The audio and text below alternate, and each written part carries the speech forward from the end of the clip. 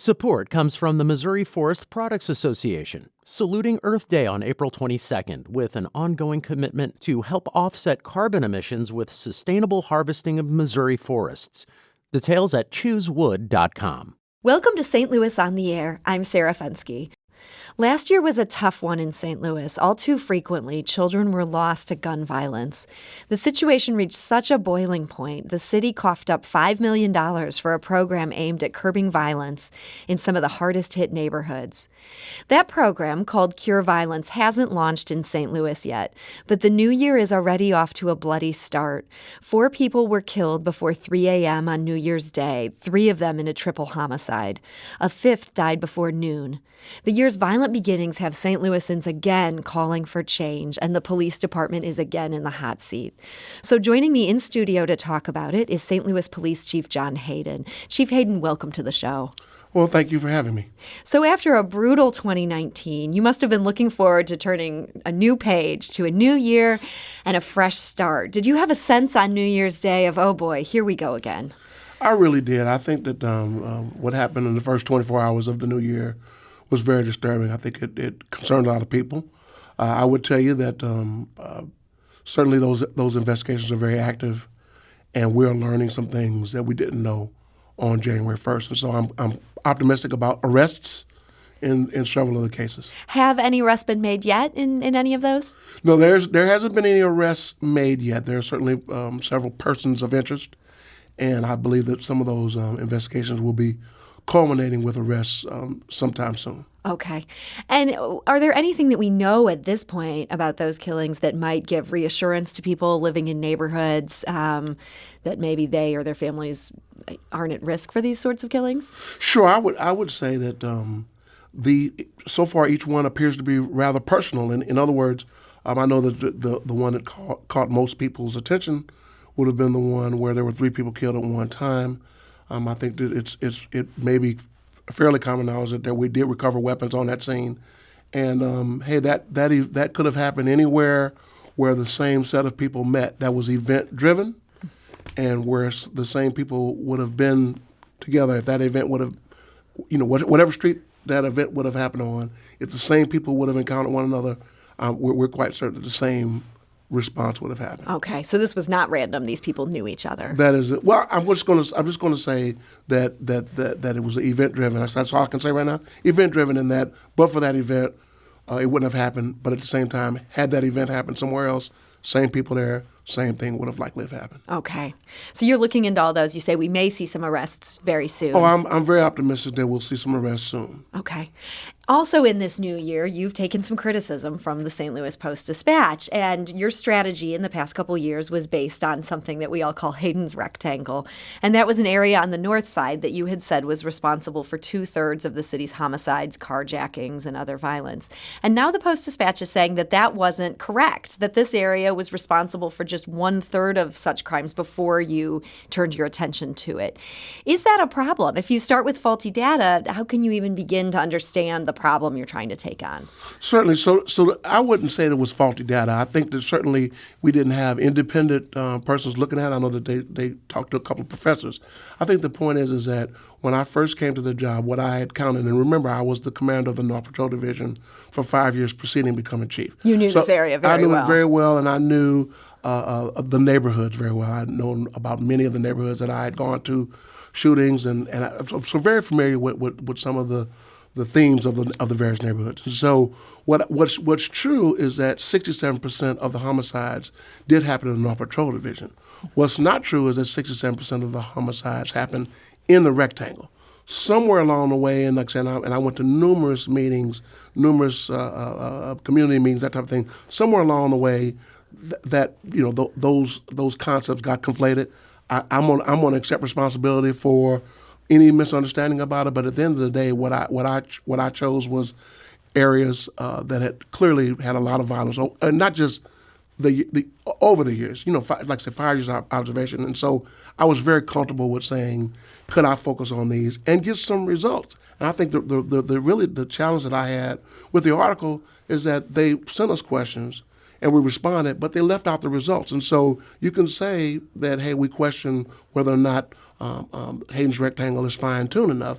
But what they didn't put in there is that first year we had 23 less homicides, 77 less robberies, and 113 less aggravated assaults in that area. That's the only reason why we tweeted, because it was interesting that you asked that information, it was provided, so you can question my, why I came up with the rectangle, but certainly the results, in other words, say it wasn't data-driven, but certainly it was result-proven.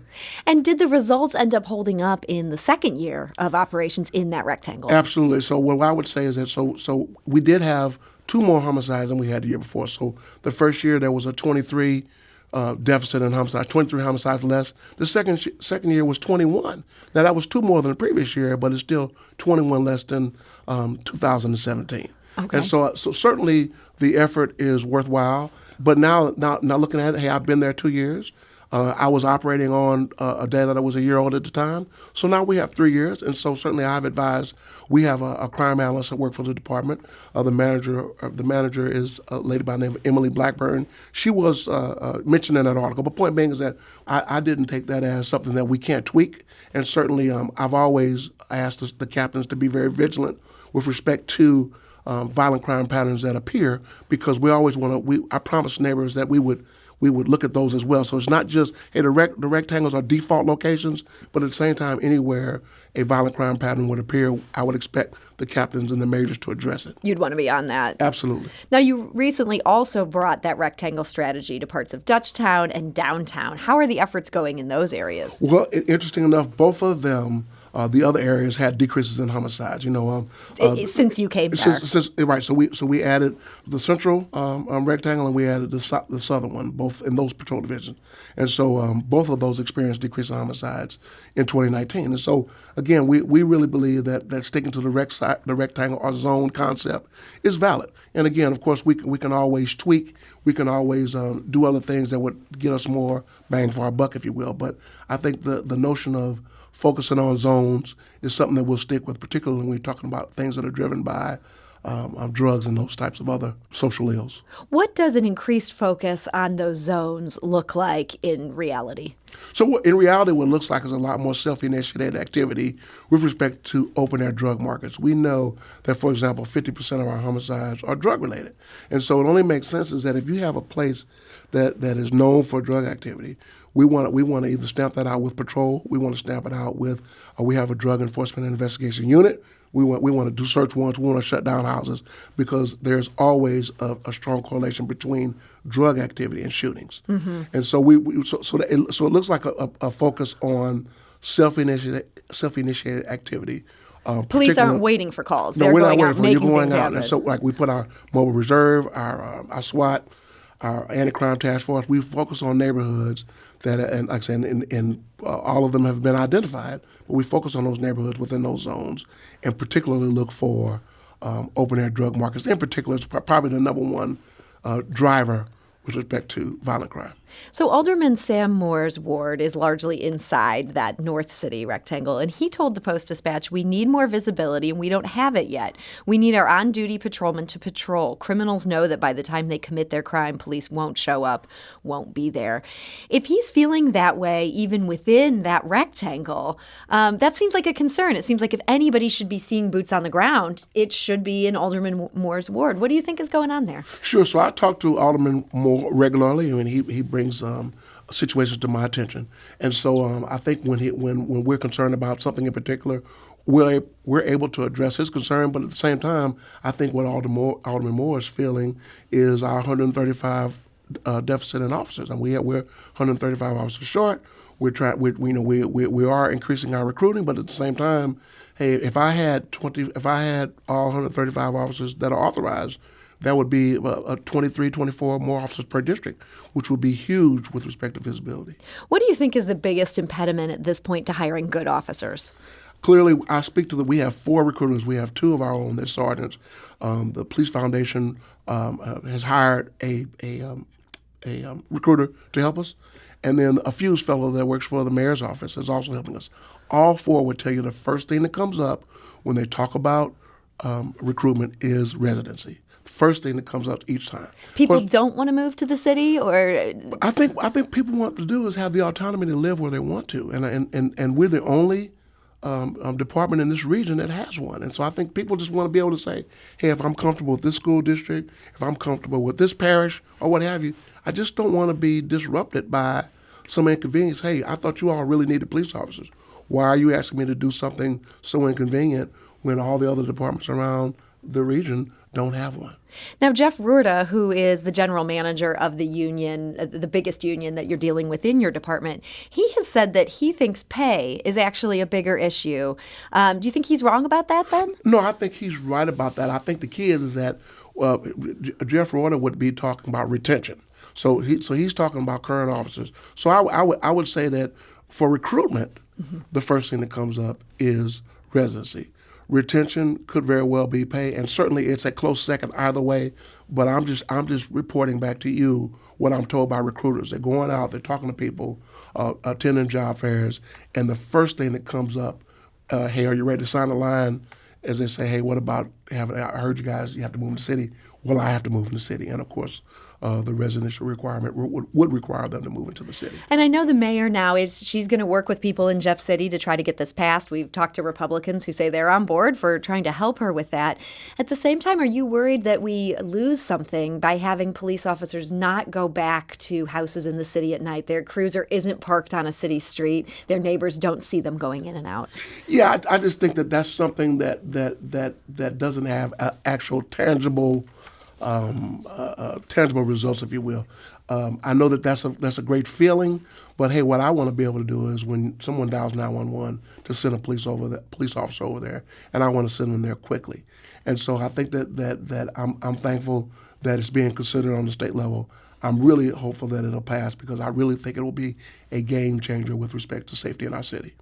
Now, talking to some people in the law enforcement sphere, I've heard a concern that they suspect that some St. Louis police officers feel attacked by the circuit attorney's office, and so they've quietly decided just to do the bare minimum.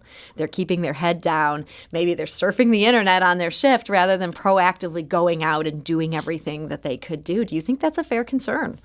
I don't know that officers feel that the circuit attorney's office has attacked them. I think that certainly they feel a greater scrutiny of report writing and requirements. I know that the circuit attorney ran on a piece about justice reform, and so I think that's a sign of the times.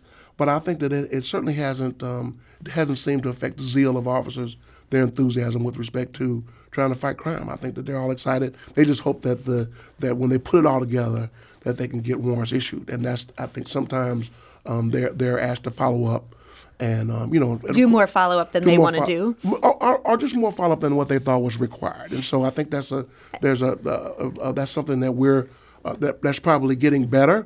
But at the same time, hey, if I really thought I'd put my best foot forward, and it doesn't work out like I thought, then I'm questioning. At least I'm hoping that at some point there could be some type of checklist where if I have all my T's crossed and all my I's dotted, that this could be a presentation that warrants issued.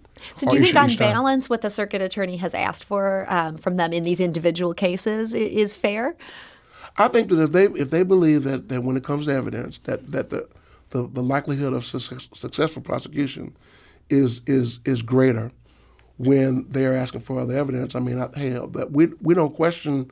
Hey, all you need. In other words, all you need for arrest is probable cause. You need proof beyond a reasonable doubt for a conviction. And so if there is some gray area that has been presumed over the years, and now we're asking to produce it, I think as long as it's something that we can get, we're willing to get. Okay. Overall, are you concerned about morale within the department? You know what? Our officers work very hard every day.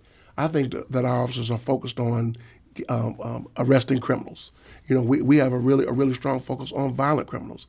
And so I haven't seen anybody not excited about catching a carjacker or catching a shooter. So I think that officers are on board with that.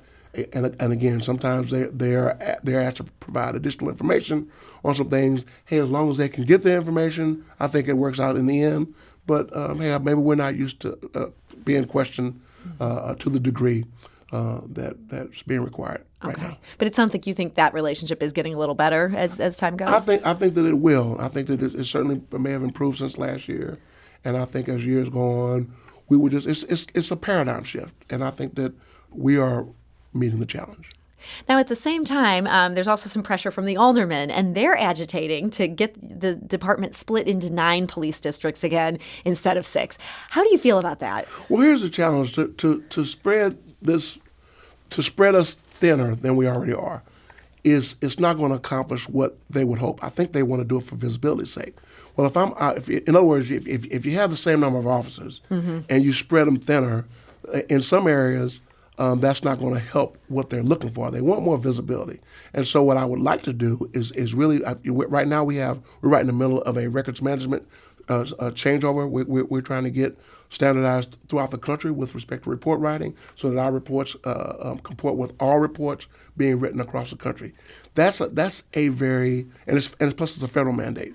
Very labor intensive. That being said, maybe in the summer we can kind of take a look and start and crunch numbers. But again, any plan that says have all districts with the same number of officers is really going to not be the best fit, because I think that prior to city control, we never had the same number of officers in districts we had where there were more violent crimes occurring. We had more officers. I really think that's the best thing, not some plan that says spread them very thin and put everybody with the same, because let's just be honest, there's not a demand for police presence in some areas, or there's greater demand in others. We also asked some of our listeners on social media if they had any questions for you. There were a couple that seemed like some pretty good questions. Sharifa writes, please ask Chief Hayden if he is looking into the infiltration of illegally obtained guns in the city. Gun control is good, but it's safe to say that most of the gun crimes committed involve illegal weapons. How are they getting into the hands of children and teens? Is that something that you guys are actively investigating? Sure, we are involved. So we're on a task force with the Bureau of Alcohol, Tobacco, and Firearms, and so that's more of their piece about guns coming into a city.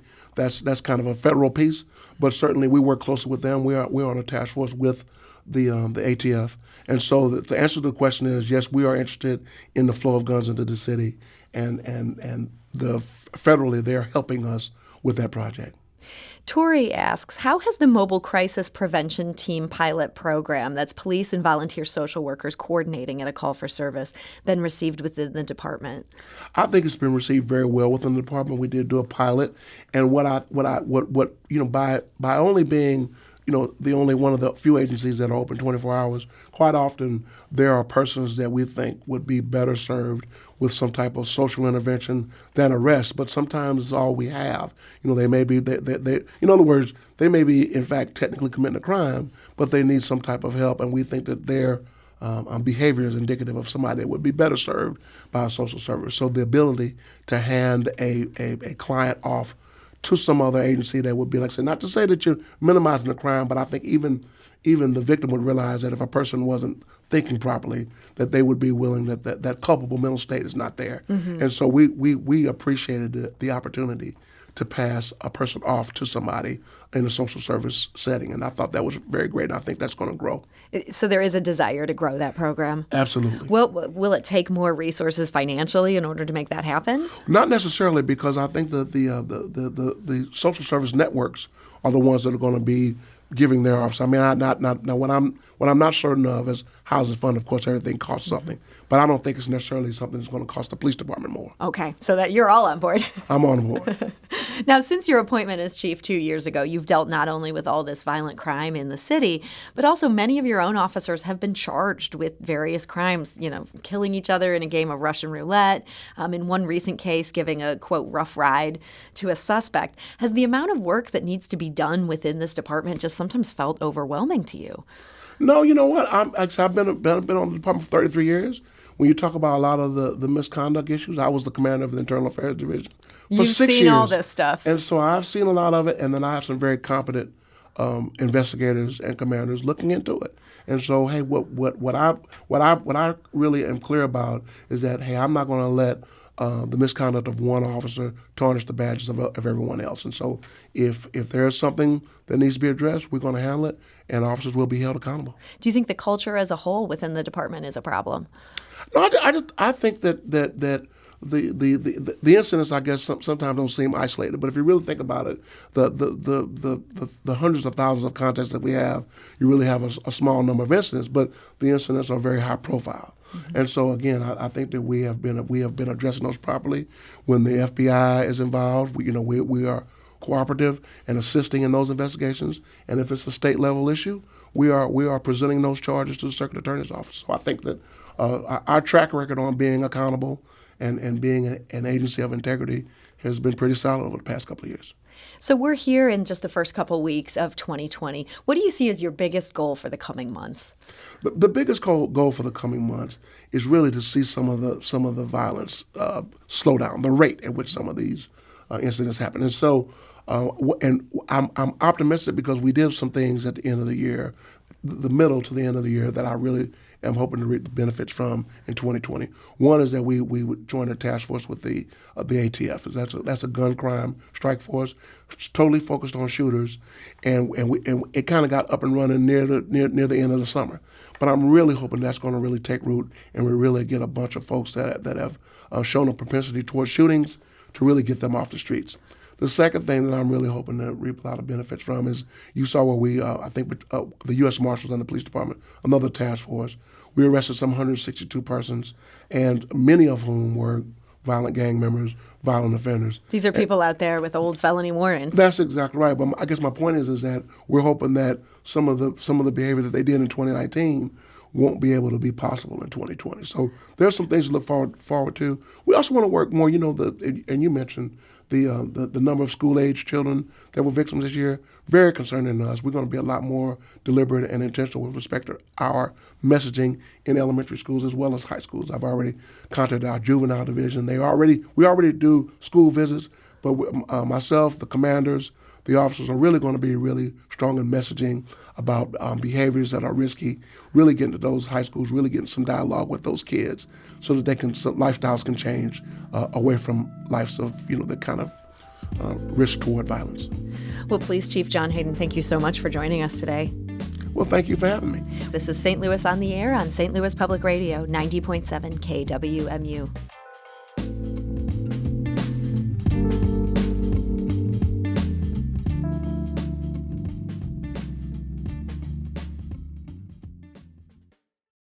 Support comes from the Missouri Forest Products Association, saluting Earth Day on April 22nd with an ongoing commitment to help offset carbon emissions with sustainable harvesting of Missouri forests. Details at choosewood.com.